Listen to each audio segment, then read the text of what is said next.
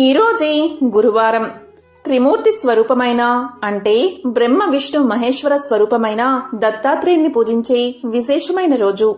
గురు అనుగ్రహం పొందాలి అంటే దత్తాత్రేయుణ్ణి గురువారం తప్పనిసరిగా పూజించాలి. మరి ఎంతో విశేషమైన ఈ రోజు ఈ కథను విన్నా, చదివినా, చెప్పినా, వినిపించినా సకల శుభాలు కలుగుతాయి. జన్మల దోషాలు తొలగి కోటి జన్మల పుణ్యం వస్తుంది. మరి ఆ కథ ఏంటో ఇప్పుడు ఈ వీడియోలో తెలుసుకుందాం. పూర్వకాలంలో రావణాసురుడు స్వర్గాన్ని, భూమిని పరిపాలించే కాలమిది. ఆ కాలంలో కృతవీర్యుడు అనే రాజు ఉండేవాడు. అతను మాహిష్మతి రాజ్యాన్ని పరిపాలించేవాడు. అతనికి ఎంతో మంది భార్యలు ఉన్నప్పటికీ ఒకే ఒక లోటు ఉంది. అదే సంతానం లేకపోవడం. అతని భార్యల్లో ఒకరైన పద్మిని కృతవీర్యుని మనోవేదనను చూసి భరించలేక కర్దమ ఋషి దేవహుతి యొక్క కుమార్తె అయిన అనసూయను సంప్రదించింది. అనసూయాదేవి అత్రి మహర్షి యొక్క భార్య. అప్పుడు అనసూయాదేవి వారిద్దరిని తపస్సు చెయ్యమని సలహా ఇచ్చింది. అనసూయాదేవి సూచన మేరకు కార్తవీర్యుడు అలాగే పద్మినులు అరణ్యానికి వెళ్లి అనసూయ చెప్పిన విధంగా ఎన్నో రోజులు కఠినంగా తపస్సు ఆచరించారు. ఈ విధంగా వారిద్దరూ ధ్యానంలో మునిగిపోగా కళ్ళు తెరవండి అనే స్వరం వచ్చింది. రాజు మరియు రాణి కళ్ళు తెరచి తమ ముందు నిలబడి ఉన్న దత్తాత్రేయుణ్ణి చూసి ఆశ్చర్యపోయారు.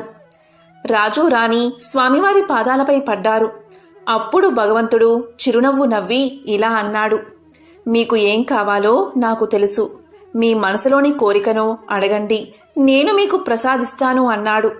అప్పుడు రాజు కన్నీళ్లతో ఇలా పలికాడు, ప్రభు, సంతానం లేని వ్యక్తికి స్వర్గ తలుపులు మూసుకుపోతాయని పెద్దలు అంటారు కదా. నాకు కావాల్సింది ఒక్కటే, కొడుకు. ఏ దేవత, మానవులు, పాములు, రాక్షసులు ఎవరి చేత ఓడిపోని కొడుకు. శక్తివంతమైన కొడుకు కావాలి అని తన బాధను చెప్పుకున్నాడు. అప్పుడు దత్తాత్రేయుడు తల ఊపి అక్కడ్నుంచి అదృశ్యమయ్యాడు. వెంటనే కార్తవీర్యుడు అలాగే పద్మిని దంపతులకు ఒక కుమారుడు జన్మించాడు. అతనికి కార్తవీర్యార్జునుడు అనే పేరు పెట్టారు. కార్తవీర్యార్జునుడు 1000 చేతులతో జన్మించాడు కాబట్టి అతన్ని కొన్నిసార్లు సహస్రార్జునుడు అని కూడా పిలిచేవారు. సహస్రార్జునుడు దయగల గొప్ప రాజు. కార్తవీర్యార్జునుడు తన ప్రజలను కన్న బిడ్డల వలె చూసుకునేవాడు. తన తండ్రి తపస్సు కారణంగా అతను ఒక బంగారు రథాన్ని పొందాడు. అది అతని ఇష్టానుసారం న్యాయాన్ని అమలు చేసే, చెడును నిర్మూలించే శక్తి కలిగి ఉంటుంది. కార్తవీర్యార్జునుడు ఒకసారి తన భార్యలతో కలిసి నర్మదా నదిలో స్నానానికి వెళ్లాడు. అదే సమయంలో లంకాధిపతి అయిన రావణుడు తన మంత్రులతో కలిసి పుష్పక విమానంలో నర్మదా నది సన్నిధికి వచ్చాడు. ఆ సమయంలో రావణుడు నదిలో స్నానం చేసి శివుణ్ణి ప్రార్థించడానికి నది ఒడ్డున నిలబడి ఉన్నాడు. ఇదిలా ఉండగా కార్తవీర్యార్జునుడి భార్య కార్తవీర్యార్జునితో సరదాగా ఇలా పలికింది, ఓ స్వామి, మీరు శక్తివంతులని నాకు బాగా తెలుసు. కానీ నేను మీ బలాన్ని పరీక్షించాలి అనుకుంటున్నాను అని ఆట పట్టించింది. దానికి కార్తవీర్యార్జునుడు నవ్వుతూ, నా రాణి, నీకు నా బలాన్ని ఎలా చూపించాలి అని అడిగాడు. దానికి భార్య నవ్వుతూ, ఓ స్వామి, నదిని ఆపగలరా అని అడిగింది. దానికి కార్తవీర్యార్జునుడు నదివైపు చూసి భార్యవైపు చూశాడు. అతను నవ్వాడు, ఒప్పందమని. వెంటనే కార్తవీర్యార్జునుడు నది మధ్యలో కూర్చుని చేతులు పైకెత్తాడు. ఏకాగ్రతతో నదిని చూసి ఊపిరి పీల్చుకున్నాడు. నర్మదా నది నీరు ప్రవహిస్తుంది. వెంటనే తన చేతులతో నదీ ప్రవాహాన్ని ఆపేశాడు. రాణి రాజువైపు చూసి నవ్వుతూ చప్పట్లు కొట్టింది. చాలా బాగుంది, నువ్వు నిజంగానే అత్యంత శక్తివంతుడివి, నేను ఇంతవరకు చూడలేదు అని పలికింది. ఈ విధంగా కార్తవీర్యార్జునుడు నర్మదా ప్రవాహాన్ని ఆపడంతో రాజు ముందు భాగంలో నీరు ఉప్పొంగింది. తన పక్కనే ఉన్న చిన్న చిన్న దీవులను ముంచెత్తడం ప్రారంభించింది. ఒడ్డున నీరు పెరగడం ప్రారంభించింది. ఈ సమయంలో రావణుడు శివలింగాన్ని ప్రార్థిస్తున్నాడు. రావణుడు కళ్ళు తెరిచి చూడగానే ఆశ్చర్యంగా తన చుట్టూ నీరు ఉప్పొంగుతున్నట్లు గమనించాడు. నీళ్లను భయపడుతున్న మంత్రులను చూస్తుంటే ఇది సహజంగా జరిగిన పరిణామం కాదని రావణుడికి అర్థమయ్యింది. దీనికి కారణం ఏమిటి అని మంత్రులపై విరుచుకుపడ్డాడు. అప్పుడు మంత్రులు ఇలా పలికారు, మహారాజా, ఒక మనిషి 1000 చేతులున్న రాజు నదిని ఆపాడు అని సమాధానం చెప్పారు. దీంతో రావణుడికి కోపం వచ్చింది. కార్తవీర్యార్జునుడు మాహిష్మతికి రాజు, నదిని ఆపగల శక్తిమంతుడు, 1000 బాహువులు కలవాడు, నా ప్రార్థనకు భంగం కలిగించే ధైర్యం చేశాడు. దీనికోసం నేను అతని తల నరికేస్తాను అని కోపంగా దూకాడు రావణుడు. తన గదను ఎత్తుకుని తన పుష్పక విమానమెక్కి వాహనాన్ని అర్జునుడు ఉన్న ప్రదేశానికి వెళ్లమని ఆజ్ఞాపించాడు. కార్తవీర్యార్జునుని చూస్తే బిగ్గరగా అరవడం మొదలుపెట్టాడు. ఒక నదిని ఆపగలిగినంత మాత్రాన నువ్వు బలవంతుడివి అని అనుకుంటున్నావు. నీతో పోరాడని దాని పట్ల నీ శక్తిని ఎందుకు చూపిస్తున్నావు? నువ్వు ఎంత శక్తిమంతమైన వాడివో నాకు చూపించు అని అన్నాడు రావణుడు. దానికి కార్తవీర్యార్జునుడు నవ్వుతూ తల ఊపి, రావణా, నీ విమానంలోంచి దిగి నీకేం కావాలో కోరుకో, ఇస్తాను అని పలికాడు. కార్తవీర్యార్జునుడు భయపడకుండా సమాధానం చెప్పడం చూసి రావణుడు తన విమానంలోంచి కిందకు దూకి మరో గర్జన చేసి చేతిలో గదతో ముందుకు వచ్చాడు. కార్తవీర్యార్జునుడు తన మెరుపు వేగంతో ప్రతిచర్యలతో తన గదను తానే తీసుకున్నాడు. గాలిలో గదలు కలిశాయి. రావణుడు, అర్జునుడు ఇద్దరూ ఒకరినొకరు చూసుకున్నారు. అర్జునుడు రావణుణ్ణి తన్నాడు. రావణుడు కిందపడి వెంటనే దూకాడు. రావణుడి మంత్రులు, అర్జునుడి రాణులు చూస్తూ ఉండగానే ఇద్దరు రాజుల మధ్య యుద్ధం చాలా కాలం కొనసాగింది. చివరగా తన 1000 బాహువుల మహామానవ బలంతో కార్తవీర్యుడు గదతో రావణుణ్ణి కొట్టాడు. ఒక్క సెకను రావణుడికి తల తిరుగుతున్నట్లు అనిపించి నల్లగా అయిపోయింది. కొన్ని రోజుల తర్వాత మాహిష్మతి రాజ్యానికి పులస్త్య బ్రహ్మ విచ్చేశాడు. కార్తవీర్యార్జునుడికి నమస్కారం చేసి ఇలా పలికాడు. కార్తవీర్యార్జున, నువ్వు నా మనవడిని యుద్ధంలో ఓడించి చెరసాల్లో ఉంచావని విన్నాను అని అనగానే కార్తవీర్యార్జునుడు, అవును ప్రభు, అతను యుద్ధానికి వచ్చాడు, అందుకే అతన్ని బంధించాను అన్నాడు. దానికి పులస్త్య బ్రహ్మ ఇలా పలికాడు. కార్తవీర్యార్జున, నా మనవుణ్ణి విడిచిపెట్టు, ఇక నీతో ఎప్పటికీ యుద్ధానికి రాడు, మీ స్నేహాన్ని గౌరవిస్తాడు అని నేను చెబుతున్నాను అని పలకగానే అతని మీద నమ్మకంతో కార్తవీర్యార్జునుడు రావణుణ్ణి విడిచిపెట్టాడు. కొన్ని పురాణాల్లో పతివ్రతల గురించి గొప్పగా చెబుతారు. అందులో మనకు ఎక్కువగా వినబడే పేరు సుమతి. ఆమె కథను ఇప్పుడు తెలుసుకుందాం. పూర్వం ప్రతిష్టానపురంలో కౌశికుడు అనే బ్రాహ్మణుడు ఉండేవాడు. అతని అదృష్టం కొద్దీ సుమతి భార్యగా లభించింది. కౌశికుడు ఎంత కోపిష్టివాడో అతని భార్య అయిన సుమతి అంత శాంత స్వభావం కలది. కౌశికుడు నిత్యం బయట తిరుగుతూ ఇతర స్త్రీల పట్ల అధికంగా వ్యామోహాన్ని కలిగి ఉండేవాడు. దానికి విరుద్ధంగా సుమతి మహాపతివ్రత. కౌశికుడు ఎక్కువగా చెడు తిరుగులు తిరగడంతో కుష్ఠరోగం తెచ్చుకున్నాడు. అయినప్పటికీ సుమతి మాత్రం అతన్ని వదలకుండా దైవంలాగే సేవ చేసుకుంటూ తన జీవితాన్ని గడుపుతూ ఉంటుంది. ఇలా ఉండగా కౌశికుడు ఒకనాడు వేశ్యకాంతను చూస్తాడు. తనను ఆమె దగ్గరకు తీసుకువెళ్లాల్సిందిగా నిత్యం తన భార్యను వేధిస్తూ ఉండేవాడు. దాంతో సుమతి ఒకరోజు వేశ్య దగ్గరకు వెళ్లి వేశ్యను ఒప్పిస్తుంది. అప్పుడు సుమతి తన భర్తను భుజాలపై ఎక్కించుకుని వేశ్య ఇంటికి తీసుకుపోతూ ఉండగా దారిలో ఒకచోట కౌశికుని కాలు చీకటిలో ఒకరికి తగులుతుంది. అయితే కాలు తగిలిన వ్యక్తి మాండవ్యముని. మాండవ్యమునికి కౌశికుడి కాలు తగలడంతో మాండవ్యముని కోపంతో ఇలా శపిస్తాడు.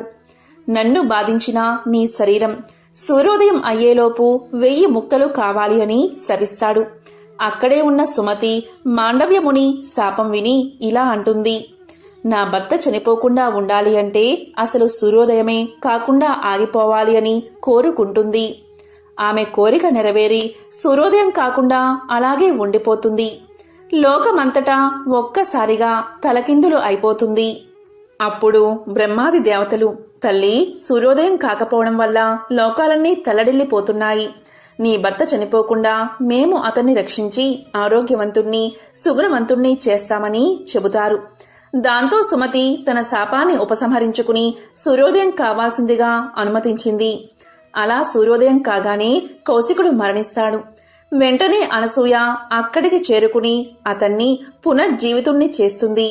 దాంతో అతడు నవ మన్మధుడిగా మారి భార్యతో కలిసి బ్రహ్మాది దేవతలను స్తుతించడం మొదలు పెడతాడు. పాతివ్రత్యం అంతటి శక్తివంతమైనది. మనం గోత్రాలలో ఆత్రేయ గోత్రమని వింటూ ఉంటాం కదా, అది అత్రి మహర్షి నుంచి ఉద్భవించినది. అత్రి మహర్షి బ్రహ్మ మానసపుత్రుల్లో మొదటివాడు. బ్రహ్మదేవుడు ఈయన్ని సృష్టి కార్యంలో సహాయం చేయడానికి పుట్టించాడు. అత్రి మహర్షి ఒక అనుకూలమైన స్థానాన్ని చూసి తపస్సు చేయడం ప్రారంభించాడు.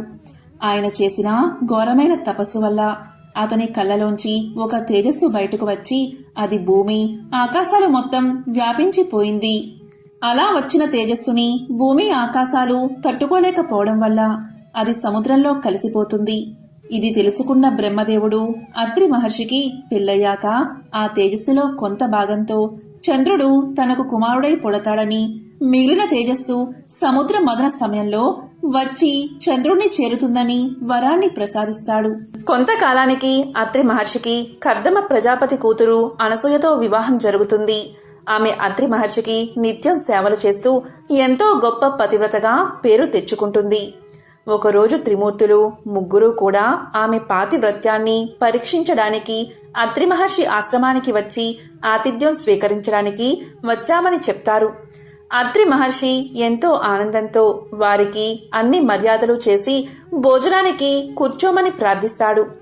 అప్పుడు త్రిమూర్తులు వారు అన్నం తినాలంటే వడ్డించే స్త్రీ వివస్థ అయ్యి ఉండాలని పలుకుతారు. అనసూయాదేవి అంగీకారంతో అత్రి మహర్షి సరే అని మాట ఇస్తాడు. వాళ్ళు భోజనానికి కూర్చోగానే అనసూయ వారి మీద మంత్రజలం చల్లి చంటి పిల్లలుగా మార్చి వారి ఆకలిని తీర్చి ఉయ్యాల్లో పడుకోబెడుతుంది. ఇది తెలుసుకున్న త్రిమూర్తుల భార్యలు అత్రి ఆశ్రమానికి వచ్చి అతనిని అనసూయాదేవిని వేడుకుని ఆ పసిపిల్లల్ని మళ్లీ త్రిమూర్తులుగా పొందుతారు. అప్పుడు ఆ త్రిమూర్తులు మా ముగ్గురి అంశతో మీకు మేము సంతానంగా పుడతామని చెప్పి వెళ్లిపోతారు. చాలా కాలం పిల్లలు కలగకపోవడంతో అత్రి మహర్షి భార్యతో కలిసి 100 సంవత్సరాలు తపస్సు చేస్తాడు. దానివల్ల కొన్నాళ్లకు అత్రి మహర్షి కంటిలోంచి చంద్రుడు, అనసూయాదేవి గర్భంలోంచి దత్తాత్రేయుడు, దూర్వాసుడు పుడతారు. పిల్లలు పుట్టాక తపస్సు చేసుకోవడానికి వెళ్తున్నాను, నువ్వు వస్తావా అని తన భార్యని అడుగుతాడు అత్రి మహర్షి. దానికి అనసూయాదేవి పిల్లలు చిన్నవాళ్లు, వాళ్ళు కాస్త పెద్దయ్యాక వెళదామని చెబుతుంది. జీవనం సాగించడానికి ధనం అవసరం అవడంతో అత్రి మహర్షి పృథు చక్రవర్తి దగ్గరకు వెళ్తాడు. ఆ సమయంలో అశ్వమేధ యాగం చేస్తున్న పృథు చక్రవర్తి ఆ గుర్రాన్ని రక్షించడానికి తన కొడుకుతో వెళ్ళమని అత్రి మహర్షిని అడుగుతాడు. దానికి ఒప్పుకుని వాళ్ల వెంట వెళతాడు అత్రి మహర్షి. అయితే పృథు చక్రవర్తి వైభవాన్ని చూడలేక ఇంద్రుడు ఆ గుర్రాన్ని దాచేస్తాడు. అత్రి మహర్షి తన దివ్య దృష్టితో చూసి ఆ విషయాన్ని పృథు చక్రవర్తి కొడుకులకు తెలియచేస్తాడు. దానితో వారు ఇంద్రుణ్ణి జయించి అశ్వాన్ని వెనక్కి తీసుకువస్తారు. అశ్వమేధ యాగం పూర్తయ్యాక పృథుడు ఇచ్చిన ధనాన్ని తీసుకెళ్లి తన పిల్లలకి ఇచ్చి అత్రి మహర్షి అనసూయాదేవితో కలిసి తపస్సు చేసుకోవడానికి వెళ్లిపోతాడు. అలాగే ఒకసారి దేవతలకి రాక్షసులకి యుద్ధం జరిగి అందులో రాహు వేసిన అస్త్రాలకి సూర్య చంద్రుల వెలుగు తగ్గి లోకమంతా చీకటిమయం అయిపోవడంతో అత్రి మహర్షి తన చూపులతోనే రాక్షసులందరినీ చంపేస్తాడు. అత్రి మహర్షి అనసూయ దంపతులు సాక్షాత్తు దత్తాత్రేయుడి తల్లిదండ్రులు. సర్వరోగ నివారణ దత్తమంత్రం. నమస్తే భగవన్ దేవ దత్తాత్రేయ జగత్ప్రభో సర్వరోగ ప్రశమనం కురు శాంతిం ప్రయచ్చమే. సర్వపాప నివారణ దత్త మంత్రం. అత్రిపుత్రో మహాతేజ దత్తాత్రేయో మహాముని తస్య స్మరణ మాత్రేన సర్వపాపై ప్రముచ్యతే. ఈ మంత్రాలను పఠిస్తే చాలు సర్వపాపాలు నివృత్తి అవుతాయి. అలాగే దరిద్రం దూరమవుతుంది, సర్వరోగాలు నివారణ జరుగుతాయి.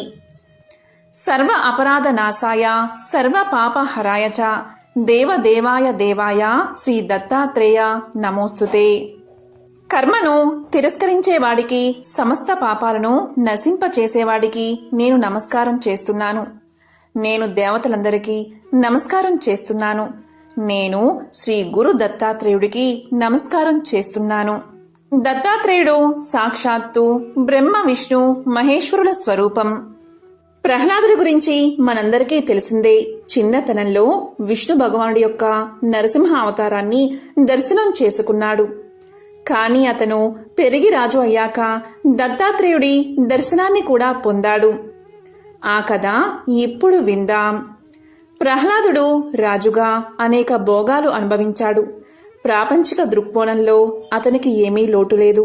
అయినప్పటికీ అతని హృదయంలో తెలియని మూలలో అసంతృప్తి. క్రమంగా ఆ అసంతృప్తి అతనిని ఇబ్బంది పెట్టడం ప్రారంభించింది. ఈ ప్రపంచం యొక్క ముఖ్యమైన స్వభావం ఏమిటి? నా నిజమైన స్వభావం ఏమిటి? ఇలాంటి ప్రశ్నలు, ఇంకా ఇతర వేదాంతిక ప్రశ్నలు ప్రహ్లాదుని కలవరపెట్టసాగాయి. పండితుల లోతైన చర్చలు మరియు సలహాల తర్వాత ప్రహ్లాదుడు తన ప్రశ్నలకు సమాధానాలు కనుక్కోవడానికి ప్రపంచాన్ని చుట్టుముట్టాడు. కాలక్రమేణా ప్రహ్లాదుడు దక్షిణ భారతదేశంలోని కావేరీ నది ఒడ్డున ఉన్న సహ్యాది ప్రాంతాలకు చేరుకున్నాడు. కావేరీ నది ఒడ్డున ప్రహ్లాదుడు ఇసుక మరియు బురదలో తిరుగుతున్న ఒక మునిని చూశాడు. అతను మామూలు మనిషి కాదని ప్రహ్లాదుడు భావించాడు. వెంటనే ఆ మహర్షి దగ్గరకు వెళ్లి వినయంతో ఆయనకు సాష్టాంగ నమస్కారం చేశాడు. మర్యాదగా ఇలా పలికాడు ప్రహ్లాదుడు, మునీంద్ర, నాకు ఒక సందేహం ఉంది. దయచేసి వినండి. అలాగే నాకు నిజం చెప్పండి. మహాత్మా, మీరు చాలా వింతగా చూస్తున్నారు. బురదలో ఉన్న మీ శరీరం బంగారంలా మెరిసిపోతుంది. మీ శరీరం చాలా మృదువుగా, అలాగే హృదయపూర్వకంగా ఉంది. దీనికి కారణం ఏమిటి? మీలో కొన్ని ప్రత్యేక లక్షణాలు కూడా ఉన్నాయి. మీరు చాలా తక్కువ మాట్లాడతారు. కొందరు మీ రూపాన్ని చూసి తిడతారు. మరికొందరు మిమ్మల్ని ప్రశంసిస్తూ మీ ముందు సాష్టాంగ పడతారు. కానీ మీరు రెండిటి పట్ల చాలా ఉదాసీనంగా కనిపిస్తారు. మీరు మొదటి వారిని తిట్టరు లేదా రెండో వారిని ప్రశంసించరు. మీ ప్రవర్తన లోక విధానానికి విరుద్ధం. మీరు ధర్మ నియమాలకు కూడా కట్టుబడి ఉన్నట్లు కనిపించడం లేదు. దయచేసి నాకు నిజాన్ని బోధించండి అని అడిగాడు ప్రహ్లాదుడు. అప్పుడు ఆ ఋషి ఇలా పలికాడు, ప్రహ్లాద, ధర్మం అధర్మం అనే ఆలోచన లేకుండా జంతువులు, పక్షులు, క్రిమి కీటకాలు ఇలాంటివి పూర్వం అసంఖ్యాక జన్మలు తీసుకున్నాను. అటువంటి జన్మలన్నిటినీ నేను వర్ణించను. అయితే ఇలాంటి జన్మలన్నిటిలో మానవ జన్మ గొప్పదని నేను ఒక్కటి చెప్పగలను. మానవ జన్మ శాశ్వతమైన ఆనందానికి మరియు శాశ్వతమైన బాధలకు కూడా ద్వారం. ఎంపిక మనదే. ఈ లోకంలో పాపాలు చేయడం వల్ల తక్కువ జన్మలు వస్తాయి మరియు పుణ్యకర్మలు చేయడం వల్ల ఆత్మ సాక్షాత్కారం కలుగుతుంది. అంతేకాదు, పుణ్యకార్యాలు చేస్తే మనిషి ఆనందంతో జీవిస్తాడు. మనుషులను పాపాలు చేసేలా చేస్తుంది ఈ ప్రపంచం. కాబట్టి ప్రాపంచిక సుఖాల పట్ల ఆకర్షితులు అవ్వకూడదు. అలాగే పాపాలు శాశ్వతమైన బాధల ద్వారాన్ని తెరుస్తాయి. ప్రజలు తాము జ్ఞానవంతులు అని భావిస్తారు. అలాగే ఆనందాన్ని పొందడానికి ప్రయత్నిస్తారు. కానీ వారు తమలో ఉన్న ఆనందాన్ని గుర్తించడంలో విఫలం అవుతారు. అలాగే వారు అసత్యమైన, భయానకమైన సంసార చక్రంలో చిక్కుకుంటున్నారు. ప్రహ్లాద, ఈ జీవితంలో అన్ని రోజులు ఒకేలా ఉండవు. ఒకరోజు డబ్బు, అలాగే కీర్తి వస్తుంది. మరొక రోజు అది పోతుంది. ప్రాపంచిక జీవితంలో స్థిరత్వం లేదు. అది లోలకల్లా ఊగుతుంది. ప్రజలు అన్ని పరిస్థితుల్లో స్థిరంగా ఉండడం నేర్చుకోవాలి. సంపద కోసం తృష్ణ విడిచిపెట్టడం ఉత్తమం. నా దగ్గర ఏదైనా లేకపోతే నేను అడగను. నాకు ఏదైనా ఇస్తే నేను దానిని తిరస్కరించను. నాకు ఏమీ రాకపోయినా నేను అస్సలు బాధపడను. బాధలు మరియు ఆలోచనలు నన్ను ఇబ్బంది పెట్టడానికి నేను అనుమతించను. ఆనందాన్ని కూడా నాలో ప్రవేశించనివ్వను. కొన్నిసార్లు నాకు తక్కువ ఆహారం లేదా అస్సలు ఆహారం దొరకదు. కొన్నిసార్లు నాకు పుష్కలంగా ఆహారం లభిస్తుంది. కొన్నిసార్లు నాకు రుచిలేని ఆహారం లభిస్తుంది. మరికొన్ని సమయాల్లో నాకు ఆహారంతో పాటు 5 రకాల తీపి పదార్థాలు లభిస్తాయి. కొన్నిసార్లు నాకు తిండి పెట్టడంతో పాటు అవమానాలు కూడా ఎదురవుతాయి.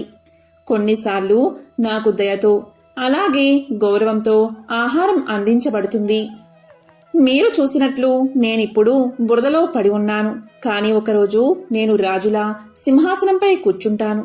కానీ 2 పరిస్థితులు నన్ను బాధించవు. నేను ఎప్పుడూ కూడా ఏకత్వ స్థితిలోనే జీవిస్తాను అని ఆ ఋషి చెప్పగా ప్రహ్లాదుడు ఇప్పుడు ప్రపంచాన్ని స్పష్టంగా చూడగలిగాడు. తన సందేహాలు తీరడంతో అతను తేలికగా భావించాడు. కళ్ళు మూసుకుని మహర్షికి నమస్కరించాడు. అతను నెమ్మదిగా కళ్ళు తెరిచినప్పుడు అతని ముఖంలో మధురమైన చిరునవ్వుతో భగవాన్ దత్తాత్రేయుడు సాక్షాత్కరించాడు. ఒకసారి యాదవ వంశానికి మూలపురుషుడైన యదువు అనే రాజు దత్తాత్రేయుణ్ణి చూసి ఇలా అన్నాడు: స్వామి, మీరు ఎలా సదానంద చిదానంద స్వరూపులై ఉండగలుగుతున్నారు అని అడిగాడు. అప్పుడు దత్తాత్రేయుల వారు ఇలా సమాధానం చెప్పారు: యదురాజా, నేను సమస్త ప్రకృతిని పరిశీలించి అన్నిటి నుండి జ్ఞానం సంపాదించాను. వాటి గురించి చెప్తాను, శ్రద్ధగా విను. ప్రకృతిలో నాకు 24 మంది గురువులున్నారు. కొన్నిటి నుండి ఎలా ఉండాలో తెలుసుకున్నాను, కొన్నిటి నుండి ఎలా ఉండకూడదో తెలుసుకున్నాను. ఆ విధంగా తానే స్వయంగా దేవతలు, రాజులు, మహర్షులకి ఎందరికో గురువైనప్పటికీ అహంకారం లేకుండా సృష్టిలోని ప్రతి అణువు నుండి నేర్చుకుంటూ శిష్యుడు కూడా అయ్యాడు దత్తాత్రేయుడు. ఈ జగత్తుకి, ప్రకృతికి తానే గురువైనా కూడా మనందరిలో జ్ఞానమనే జ్యోతిని వెలిగించడానికి జగద్గురువైన దత్తాత్రేయ స్వామి ప్రకృతిలోని 24 తత్వాలను తన గురువులుగా ప్రకటించుకున్నాడు. అవి ఏంటి అంటే, మొదటిది గురువు. దత్తాత్రేయుడు తాను భూదేవి నుంచి ఓర్పు వహించడం కర్తవ్య నిర్వహణా ధర్మం, కార్యనిర్వహణలో ఎన్ని కష్టనష్టాలు వచ్చినా ఓర్చుకుని నిలబడ్డం, తన ధర్మం తాను తప్పకపోవడం, ఇలాంటి ఎన్నో విషయాలను తాను గ్రహించాను అన్నాడు. భూదేవి కన్నా ఓర్పు ఈ విశ్వంలో ఎవరికి ఉంటుంది? మానవుడు దుర్మార్గుడు. ఎన్ని అకృత్యాలకు పాల్పడినా ఓర్పు వహించి భరించేదే భూమాత. భూమిపై ఉండే వృక్షాలులాగా ఇతరులకు ఎలా ఉపయోగపడాలో నేర్చుకోవాలి అన్నాడు దత్తాత్రేయుడు. రెండవది వాయువు.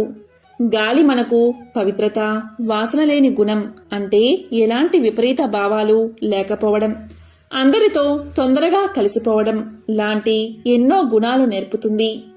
అందుకే మన మనస్సుని సాధ్యమైనంత వరకు మన అదుపులో పెట్టుకుని పరమాత్మ వైపు నడిపించే ప్రయత్నం చెయ్యాలి. ఇక మూడవది ఆకాశం. విశ్వాన్ని అంతా కప్పి ఉంచే ఆకాశం అంతటా వ్యాపించి ఉంది. ఎలా అయితే ఆకాశంలో ఎలాంటి పదార్థం ఉండకుండా పూర్తి ఖాళీగా ఉంటుందో, అలాగే ఒక జ్ఞాని తన ప్రవచనాల్లో కూడా ఎలాంటి భావాలను ఉంచుకోకూడదని చెప్పాడు దత్తాత్రేయుడు. నాలుగవది జలం, అంటే నీరు. ఋషి లేదా జ్ఞాని జలం లాంటివాడు, జ్ఞాని నీరుగా స్వచ్ఛమైన మనసు కలవాడు. ఇక ఐదవది అగ్ని. అగ్ని సమస్తాన్ని కబలించి ఆహారంగా స్వీకరిస్తుంది. అపవిత్ర పదార్థాలను స్వీకరించినా కానీ తాను మాత్రం పవిత్రంగానే ఉంటుంది. అలాగే మనం కూడా సమస్తమైన జ్ఞానాన్ని నేర్చుకోవాలి, కానీ మనం అపవిత్రం కాకూడదు. ఇక ఆరవది చంద్రుడు. ఏడవది సూర్యుడు. ఎనిమిదవది పావురం. తొమ్మిదవది కొండ చిలువ. 10వది తేనెటీగ. 11వది ఎలుగుబంటి. 12వది రాబందు. 13వది సముద్రం. 14వది మినుగురు పురుగు. 15వది ఏనుగు. 16వది జింక. 17వది చేప. 18వది వేశ్య. 19వది పసిపిల్లవాడు. ఇక 20వది కన్య. 21వది పాము. 22వది లోహపు పసివాడు. 23వది సాలె పురుగు. 24వది గొంగలి పురుగు. ఇలా ఈ 24 గురువుల దగ్గర నుంచి మంచి చెడులు అనేవి నేర్చుకున్నాను అని దత్తాత్రేయుడు యాదవ రాజుకు తెలియజేశాడు. గురుదేవుడికి సంబంధించిన ఒక విశిష్టమైన కథను ఇప్పుడు తెలుసుకుందాం. పూర్వం అంగీరసుడు అనే బ్రహ్మర్షి ఉండేవాడు. ఆయన గోదావరి నదీ తీరంలో ప్రశాంత వాతావరణంలో ఆశ్రమాన్ని నిర్మించుకుని తపస్సు చేసుకునేవాడు. ఆయన ఆశ్రమం ఎప్పుడూ మునులతో, శిష్యులతో కలకలలాడుతూ ఉండేది. ఎక్కడెక్కడి నుండో మునులు, ఋషులు వచ్చి అంగీరసుణ్ణి అడిగి తమ తమ సందేహాలు తీర్చుకుంటూ ఉండేవారు. యోగ రహస్యాలను కూడా తెలుసుకుంటూ ఉండేవారు. ఎంతమంది వచ్చినా ఆ ఆశ్రమంలో కందమూల ఫలాలకు కానీ పుష్పాలకు కానీ లోటు ఉండేది కాదు. అలా వచ్చిన వారిలో వేదధర్ముడు అనే ముని ఒకరు ఉన్నారు. ఆయన తన శిష్య బృందంతో సహా వచ్చి అంగీరసుడి వనంలోనే తపస్సు చేసుకుంటూ ఉన్నాడు. ఆయన శిష్యులలో దీపకుడు అనే శిష్యుడు అగ్రగణ్యుడు. బుద్ధిలోనూ గుణంలోనూ వినయంలోనూ నిష్ఠలోనూ చెప్పుకోదగిన వ్యక్తి. వేదాంగాలు అభ్యసించాడు. ఆయన గృహస్థ ఆశ్రమం స్వీకరించలేదు. బ్రహ్మచారిగానే జీవితాంతం ఉండి గురుసేవ చేస్తూ తరించాలని దృఢంగా నిర్ణయించుకున్నాడు. అప్పుడు గురువుగారు సరే అని అంగీకరించారు. దాంతో దీపకుడు పరమానంద భరితుడై గురుసేవలో కాలాన్ని గడుపుతున్నాడు. ఒకరోజు దీపకుడు వేదధర్ముడికి సేవ చేస్తూ ఉండగా ఇలా అన్నాడు. గురుదేవా, నాదొక చిన్న సందేహం, అడగమంటే అడుగుతాను అన్నాడు. దానికి వేదధర్ముడు అడగమన్నాడు. అప్పుడు దీపకుడు గురుదేవుని పాదాలు నొక్కుతూ ఇలా పలికాడు. గురుదేవా, గురు శిష్య పదాలకు సమగ్రంగా అర్థాన్ని చెప్పండి అని అడిగాడు. అప్పుడు వేదధర్ముడు ఆనందంతో ఇలా చెప్పడం ప్రారంభించాడు. దీపక, నేను చెప్పేది శ్రద్ధగా విను. లోకంలో హితం చెప్పిన వాడల్లా గురువే. ఒక్క అక్షరం జ్ఞానాన్ని బోధించినవాడు కూడా గురువే. జీవితంలో మనిషికి చాలామంది గురువులు ఉంటారు. వారిలో ఉత్తములు ఉంటారు. మొట్టమొదట కన్న తల్లి గురువు, ఆ తరువాత తండ్రి. ఇంటికి పెద్దవాడు కూడా గురువే. మేనమామ గురువే. పిల్లనిచ్చిన అత్త మామలు కూడా గురువులే. తండ్రి యొక్క తల్లిదండ్రులు వీరంతా గురువులే. వీరంతా మంచే చెప్తారు కనుక వీరంతా గురువులే. ఉపనయన సమయంలో బ్రహ్మోపదేశం చేస్తాడు కనుక కన్న తండ్రి కూడా గురువే. వేదాలు శాస్త్రాలు అతడే నేర్పితే అతని గురుత్వం రెట్టింపు అవుతుంది.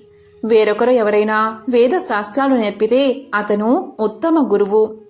సంగీతం, శిల్ప, లౌకిక విద్యను నేర్పినవారు ఎవరైనా గురువులే. సంసార సాగరాన్ని తరించడానికి, జనన మరణాల చక్రం నుండి బయటపడ్డానికి ఏకైక మార్గమైన బ్రహ్మ జ్ఞానాన్ని ఉపదేశించేవాడే పరమ గురువు. అతని త్రిమూర్తి స్వరూపం. ఈ దేహం ఒక నౌకతో సమానం. సంసార సముద్రంలో నౌక పయనిస్తుంది. దీన్ని సరైన దారిలో పెట్టి గట్టు చేర్పించేవాడే సద్గురువు. కనుక సద్గురువును ఆశ్రయించడం ప్రథమ కర్తవ్యం. బ్రహ్మజ్ఞానం వాదోపవాదాలతో లభించదు. యోగ సాధన కావాలి, తపోనిష్ట కావాలి, వేదాంగ పరిజ్ఞానం ఉండాలి. వీటన్నిటికీ మార్గదర్శకుడు సద్గురువు మాత్రమే. మానవ రూపంలో జన్మించిన నారాయణుడు కూడా సద్గురువును ఆశ్రయించాడు అని చెప్పి, ఇక శిష్యుల గురించి చెబుతాను వినండి అని ఇలా చెప్పడం మొదలుపెట్టాడు. వేదశాస్త్ర పురాణాలు ఏది ఎవరికి హితమో నిర్ణయించాయి. ఆ పరిజ్ఞానంతోనే గురువు శాసిస్తాడు. ఆచరణకి అనుగుణం సాధన సంపత్తిని నేర్పిస్తాడు. భోగాలు క్షణికమని గ్రహించి వైరాగ్యంతో గురు పాదాలను ఆశ్రయించడమే శిష్యుడి కర్తవ్యం. ఉపదేశం పొందడానికి అర్హుడు కూడా వాడే. అనంతకాలంలో తాను గురు పదవిని అందుకుంటాడు. ఉత్తమ శిష్యులను రూపొందించి గురువు రుణ విముక్తుడు అవుతాడు.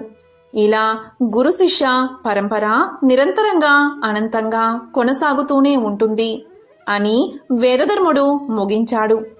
దీపకుడు తన సందేహాలు తీర్చుకుని ప్రశాంత చిత్తంతో గురువుకు సాష్టాంగ నమస్కారం చేశాడు. గురు శుశ్రూష తప్ప వేరొక ధ్యాసలేని దీపకుణ్ణి ఒకరోజు వేదధర్ముడు దగ్గరికి పిలిచి ఇలా అన్నాడు. నాయనా దీపక, నీ సేవలకు నేను ఎంతగానో మెచ్చాను. నాకున్న శిష్యులందరిలో అగ్రగణ్యుడివి నీవే. నాకొక అవసరం ఉంది. ముందు విను, తరువాత సమాధానం చెబుదువు కాని తొందర లేదు అని ఇలా పలికాడు. నాయనా దీపక, నేను అనుభవించవలసిన కొన్ని కర్మలు ఇంకా మిగిలే ఉన్నాయి. అవి పూర్వజన్మ సంచితాలు. తపస్సుతో కొంతవరకు నశింప చేసుకున్నాను. ఇంకా కొన్ని మిగిలే ఉన్నాయి. అవి తప్పనిసరిగా అనుభవించి నశింప చేసుకోవడమే ఉత్తమ మార్గం. అందుకని కాశీకి వెళ్దామని అనుకుంటున్నాను. ఆ పుణ్యక్షేత్రంలో అయితే మహా పాతకాలు కూడా స్వల్ప ప్రాయచిత్తాలతో నశింప చేసుకోవచ్చు. పుణ్య ఫలాల మాదిరిగానే పాప ఫలాలు ఎక్కడికి పోవు. కర్త అనుభవించి తీరవలసిందే.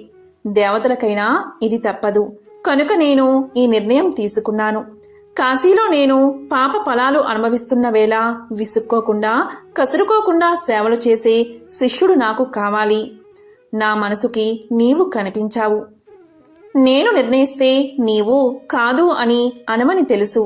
కాని ఇది 1-2 రోజులు కాదు. దృఢ దీక్ష ఉండాలి, అంకిత భావం ఉండాలి. అది కాకుండా నీవు ఇప్పుడు గృహస్థ ఆశ్రమానికి యోగ్యమైన వయసులో ఉన్నావు.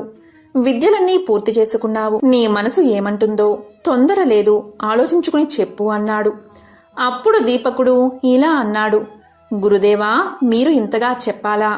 నేను మీ సేవకే అంకితం అయిపోయాను. మీ సేవలో జీవించడమే నా ధ్యేయం.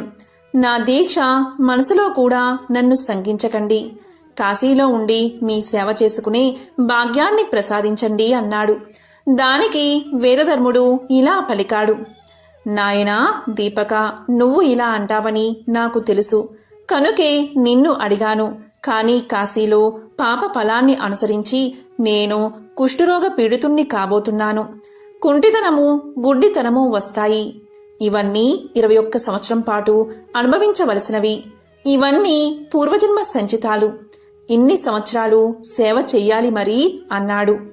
అప్పుడు దీపకుడు ఇలా పలికాడు, గురోత్తమా, తప్పకుండా చేస్తాను. కాని నాకు ఒక సందేహం. ఆ పాపాన్ని మీరే అనుభవించాలా? నాకు సంక్రమింప చెయ్యండి, నేను అనుభవిస్తాను. మీరు నిరాటంకంగా తపస్సు చేసుకోండి అన్నాడు. అప్పుడు వేదధర్ముడు ఇలా పలికాడు, నాయనా, ఎవరి పాపాలు వారు అనుభవించవలసిందే. పాప ఫలాలు కర్తలకే చెందుతాయి తప్ప శిష్యుడికో, పుత్రుడికో లేదా ఇంకొకరికో పులుముదాము అని అనుకుంటే అంటుకోవు. కనుక నా పాప ఫలాలను నేనే అనుభవిస్తాను. అనుభవిస్తున్న సమయంలో సేవ చేస్తే చాలు. కుష్ఠిరోగికి సేవలు చేయడం అంటే అది అనుభవించడం కన్నా కష్టం. దానికి నువ్వు అంగీకరించావు. పద, వెంటనే కాశీకి చేరుకుందాం అని త్వరగా ఇద్దరూ మనోవేగంతో కాశీకి చేరుకున్నారు. గంగానదిలో మణికర్ణికా ఘట్టంలో స్నానం చేశారు. డుండి గణపతిని, కాలభైరవుణ్ణి, అన్నపూర్ణమ్మను, విశ్వేశ్వరుణ్ణి దర్శించుకున్నారు. అక్కడే ఉత్తర దిక్కుగా ఒక చిన్న కుటీరాన్ని నిర్మించుకుని నివాసాన్ని ఏర్పాటు చేసుకున్నారు.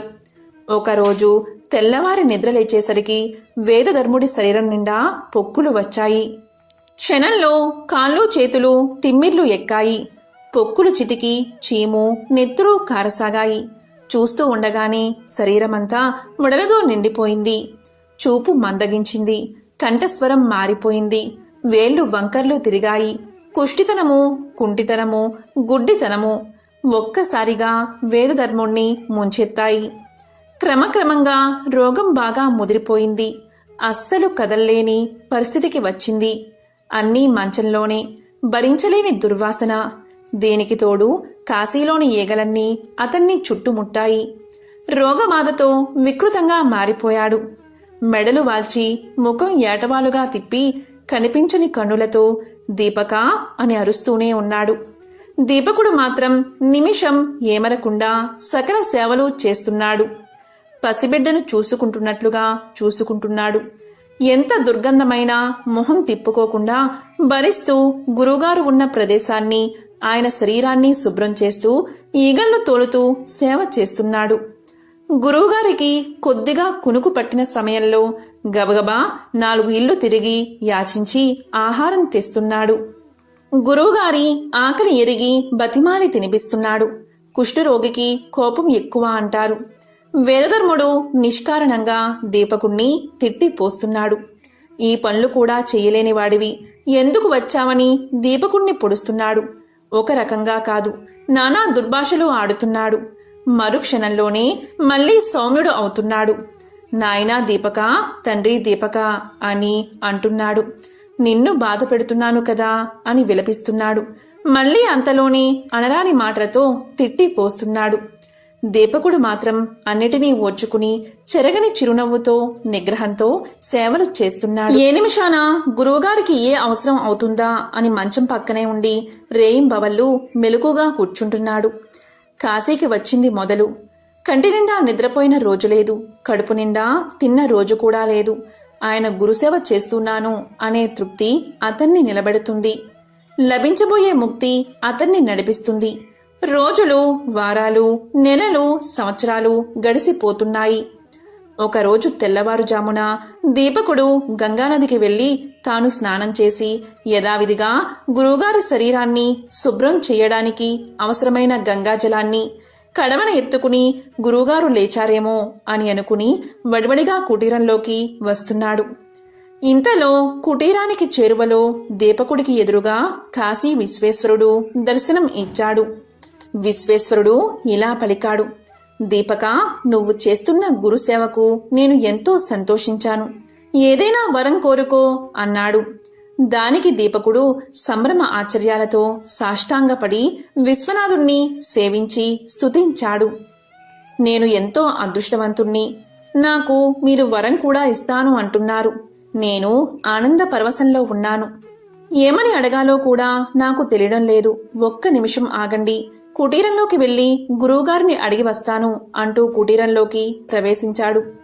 ప్రవేశించిన వెంటనే గురుదేవా, శివుడు ప్రత్యక్షమయ్యాడు. వరం కూడా ఇస్తాను అంటున్నాడు. నా గురు శుశ్రూషకు సంతోషించాట. మీరు అనుమతిస్తే మీ అంధత్వము, మీ కుష్టితనము పోయేటట్లుగా వరాన్ని అడుగుతాను. అడగమంటారా అన్నాడు. అప్పుడు వేదధర్ముడు గంభీర స్వరంతో, నాయనా దీపక, శివుడంతటివాడు ప్రత్యక్షమై వరం కోరుకోమంటే ఇంతకంటే అడగడానికి నీకేమీ దొరకలేదా? ఐహిక విషయాలు అడగవలసింది. పైగా నా రోగం పాప ఫలమని, గత్యంతరం లేక అనుభవించవలసిందే అని ఎన్నోసార్లు నీకు చెప్పాను కదా అన్నాడు. వేదధర్ముడి మాటల్లో విసుగు గుర్తించాడు దీపకుడు. కుటీరం బయటకు వచ్చి శివుడికి నమస్కారం చేసి, ఓ అష్టమూర్తి, నీ వాత్సల్యానికి ధన్యవాదాలు.